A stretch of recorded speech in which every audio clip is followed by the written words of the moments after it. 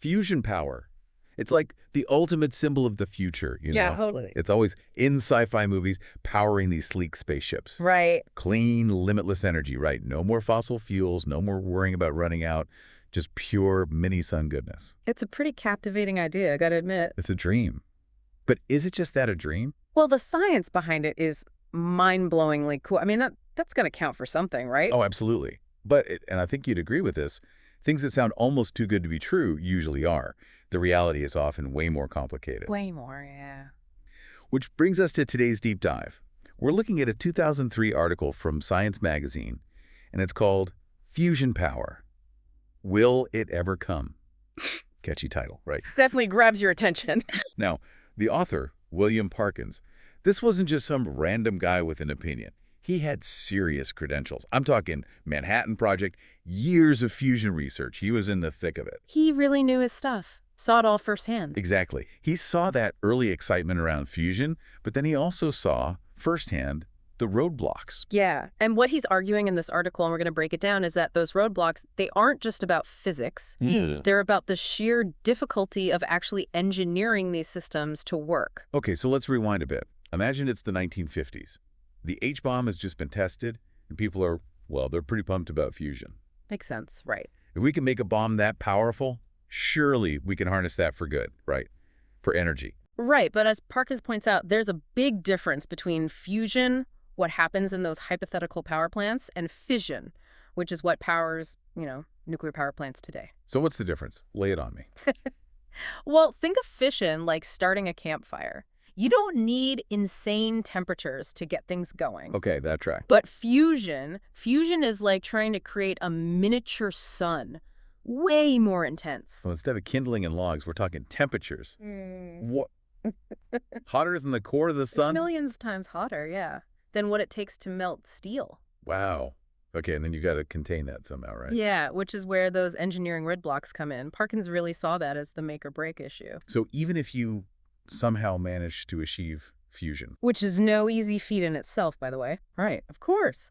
But even then, you've got to figure out how to extract that insane heat, convert it into usable energy, all while this reactor is getting bombarded by neutrons. It's a nightmare scenario, really. I can't even imagine trying to design something that can withstand that kind of punishment. And even if you could, you've got other issues. See, Parkins, he uses this specific example in his article. He talks about the deuterium-tritium reaction, DT for short. Okay. It's where you fuse a deuterium atom with a tritium atom, which releases a helium atom, a neutron, and a ton of energy. Right. It's one of the most, studied reactions for fusion power. Sounds promising, so what's the catch? The catch is that energy release. Yeah. It makes the whole reactor vessel crazy radioactive. Oh, not great. But is it really a deal breaker? Parkins argued that it doesn't just make it radioactive. It makes the materials in the reactor, in the vessel itself, brittle. Brittle? How so? Think about it. You're bombarding this thing with high-energy neutrons nonstop. Over time, that weakens the structure, a lot. He actually cites these studies from way back, like the 1970s, that were already suggesting these vessels would need replacing all the time. So you're not just talking about, a routine maintenance check. You're talking about swapping out parts in something that's essentially a giant radioactive pressure cooker. Exactly. And keep in mind, we're not talking about some small lab experiment here. Yeah. The fusion reactors they were proposing even back then were absolutely massive. Which actually is the perfect segue to our next point. Yeah. The sheer scale of these projects is mind-boggling. Tell us about some of these designs, like the UWMAK-3. What was that all about? It was a beast, let me tell you. Absolutely colossal. But even more recent designs, like they had this one, the AREs, from the 1990s, even that was still huge. How huge are we talking? They were envisioning a reactor vessel 17 meters across. Imagine, a bowling lane. Oh, wow, okay. Yeah, that's pretty big. And that thing has to maintain a vacuum-tight seal while operating at these insane temperatures. Yeah, so you're dealing with radioactive materials, extreme heat, this giant structure, and you need to keep everything airtight. Okay. This is not sounding good for quick and easy repairs when something goes wrong. And those repairs, they wouldn't be cheap either. That brings us to another really crucial point. Parkins makes the economics of fusion. Let's say we somehow solve all those engineering problems. There's still this question of costs, right? Yeah. Will fusion ever be affordable enough to actually, power our homes, our cities, all that. That's the million-dollar question, isn't it? Yeah. It's one thing to pull off a mini sun in the lab. Yeah. It's a whole other thing to make it actually affordable, for your average person to flip on the lights and not go broke. Exactly. And Parkins, he actually does this like rough cost analysis in the article, and it's pretty eye-opening. Oh. He focuses on something called the blanket shield, which is this massive structure around the reactor core.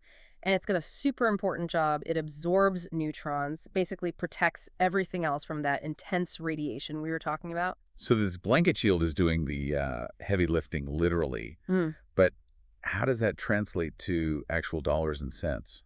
Well, so Parkins, he takes this hypothetical 1,000 megawatt electric power plant as a benchmark, enough to power like, I don't know, 750,000 homes, something like that. And he figures, based on his calculations back in 2003, that the blanket shield alone for a plant that size would cost about $1.8 billion. 1.8 billion. Yeah. For one component. Yeah. I'm starting to see why this guy was skeptical. And that's just the beginning, really. You've got all these other high-tech systems to factor in, right? The magnets to contain the plasma, cryogenics for supercooling, vacuum pumps, heat exchangers, it goes on and on. Right. When you add it all up, Parkins estimated that a full-scale fusion power plant would cost a staggering $15 billion to build. 15 billion. You could build a lot of solar farms with that kind of money. Wind turbines. You got it.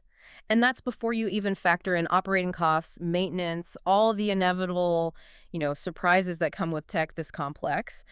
Parkins' argument is basically when you consider the cost, the sheer scale of it all, it's really hard to justify fusion as this, ultimate solution to our energy needs. So is he saying fusion is more science fiction than science?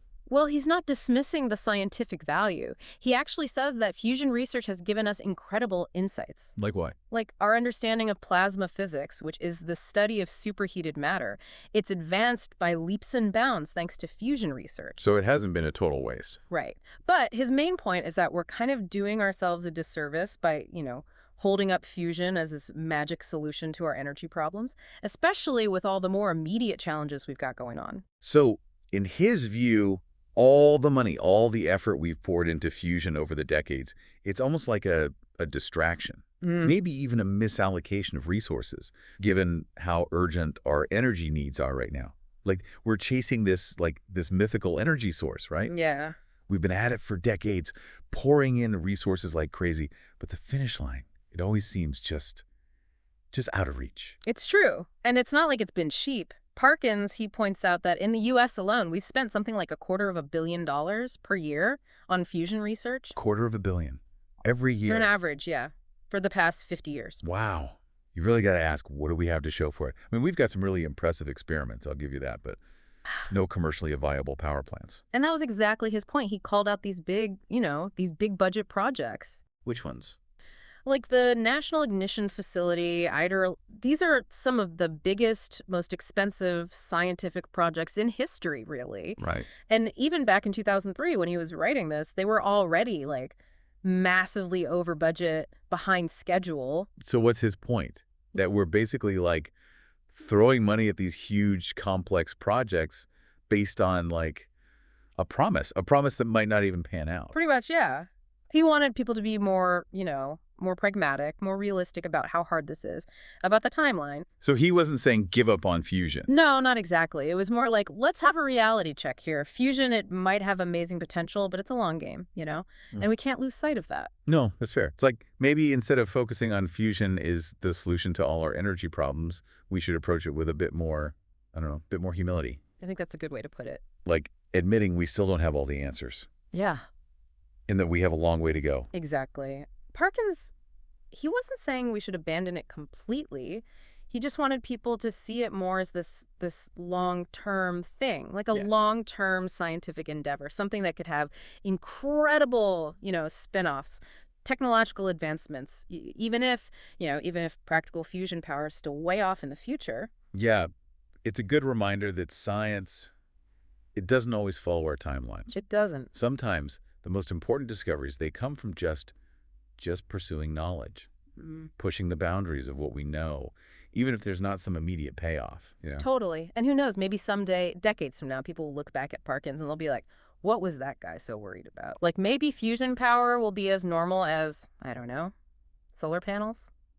Or wind turbines. It'd be amazing. It would, but I think for now, Parkins's article, it's a good reminder. Like, we got to be realistic. About the challenges, yeah. The costs, the financial costs, and the time, too. If we're really serious about this whole clean, limitless energy dream, we can't be naive about it. Well said. Well said.